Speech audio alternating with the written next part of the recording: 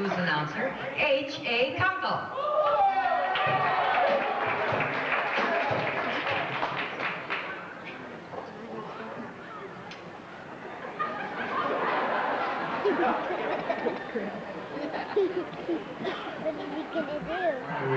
Finally, we're ready to get to the serious part of the show. We'd like to welcome you all here this evening, I guess. Our little group is proud of itself.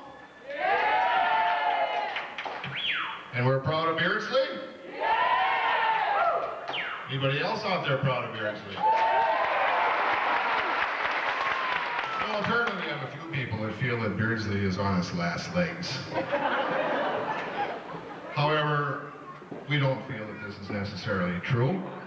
We have some things going in Beardsley that are, well, I'll bet you $1 bill that some of you people don't have things like this in your little towns. We have an underground paper being started in Beardsley. And nobody knows who the publisher is, where it's published, who the reporters are. But it really is a very intriguing little newspaper. And I have a few news bits here out of the paper that I'd like to expose you to tonight.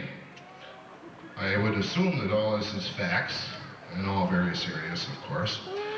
First of all, we have Ronnie Castor, who is the new owner of the Beardsley Food Center, and according to the paper here, he had a nightmare last week. It seems that his wife and Dolly Parton were fighting over him in his dream, and his wife won.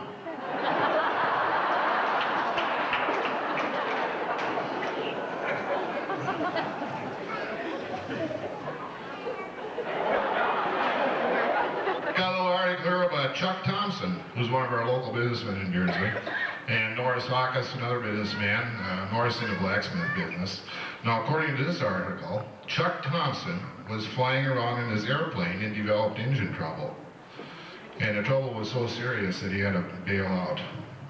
Well, Chuck, on the way out, pulled his ripcord for his main chute, nothing happened. Pulled one for his reserve chute, and nothing happened. And I mean to tell you, at that point, he was headed down. Well, on his way down, suddenly he saw a speck coming up. And as the two began to come together, he noticed that it was Norris. And Chuck said to Norris, Chuck! Chuck said to Norris, Norris! Norris, he said, do you know anything about parachutes? No, said Norris, I'm a specialist in welding gas tanks.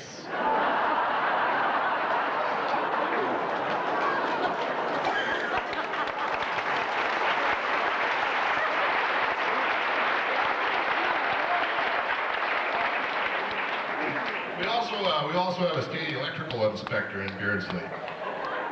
One of our finer citizens, very active in the community, John Hoosman. John Hoosman is an experimenter, believe it or not.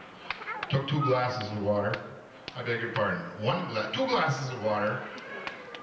No, let's see. He took a glass of water and a glass of whiskey and 2 worms. He put 1 worm in the water and he put 1 worm in the whiskey. And of course, immediately the worm in the whiskey died.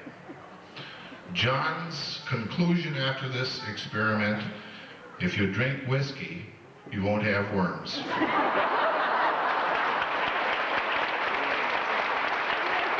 our community as well, Kelvin Nelson. Kelvin lives out on Highway 28 and sort of an environmentalist, likes to keep the area clean. And last week, one night, according to the paper here, he was out in a ditch picking up bottles. Now he found one that was a little different from the ordinary run of bottles, and he took out his hanky and he wiped off the bottle to see what it said. Whew! Out come a genie. Now the genie said, Mr. Nelson, you may have 3 wishes, and I will fulfill them all. Well, Cal gave it a little thought and told the genie that the first thing he would like would be a brand new red convertible. And he wanted it fully equipped with everything under the sun. You know, all the power equipment, and especially he wanted a really good AM, FM radio because Cal fancies himself a singer, believe it or not. Well, anyway, there was the red convertible.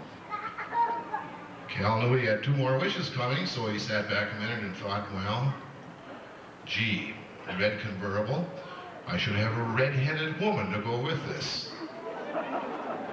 Boom, just like that. Sitting in a convertible. Beautiful red-headed woman, just absolutely magnificent. Just then, Cal reached over and turned on the radio, and being that he was a singer, a commercial came on.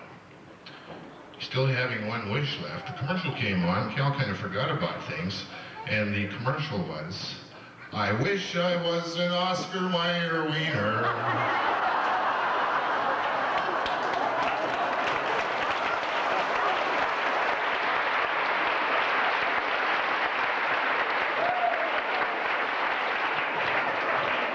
I have an article in the paper here about our postmistress, Mrs. Sittig. Went to the drugstore in the paper here. The druggist said, Menins? No, silly, said Mrs. Sittig, and really quite upset. Villains. Got a little story here about Kevin back here, our drummer. He called the Salvation Army last week. Said to the man who answered the phone, do you save bad girls there? Well, said the man, we certainly do. Well, says Kevin, thank goodness for that. Would you save me one for next Saturday night?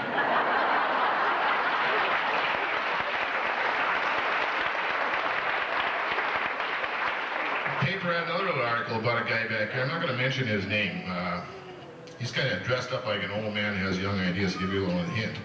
Anyway, he recently appeared before the judge to request that his name be changed. The judge asked him what his present name was, and he replied, Ole Stinks. Well, said the judge, man, I can certainly understand why you want that name changed. What are you going to change it to? Lars.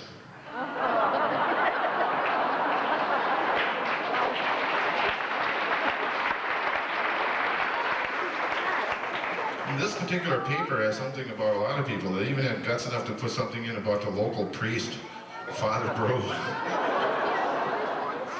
So, seems he was flying to Rome for a vacation here a couple of weeks ago, and the plane developed trouble. Now the woman next to him said, Father, would you please do something religious? I'm very worried. I'm afraid the plane might go down. And Father started a bingo game.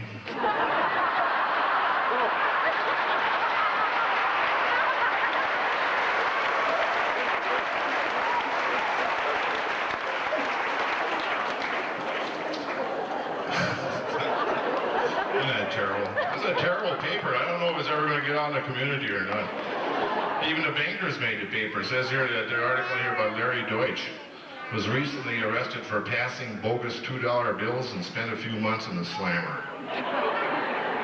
Now the way he handled the counterfeiting, it says here, was to take a $20 bill and erase a zero.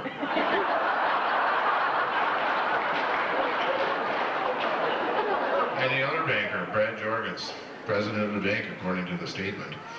Now everyone knows that Brad realizes, and we all know too, that Brad is probably one of the greatest philosophic minds that we have in existence in Beardsley, an extremely bright man.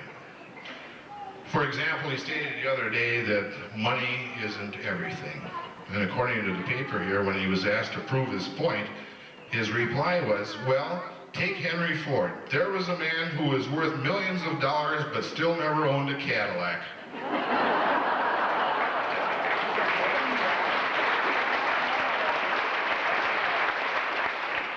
And then last but not least, we have a new cafe owners in town. The place is called Bobby Joe's. Sitting right here in the front row with a big smile on his face. I told him I'd mention his name if he'd give me free coffee all next week. We're still having difficulty trying to figure out who the hell is Bobby and who's Joe, but eventually things will come along, I guess. However, this particular story is about Bobby. And Bobby went to the doctor.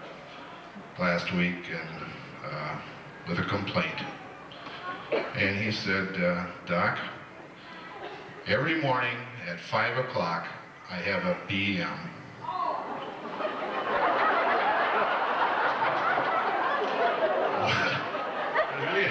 You know, it's like the doctor said, well, there's really nothing wrong with that. You know, you should be thankful you're so regular. What is really your problem, Bobby? And Bobby says, I don't get up until 6.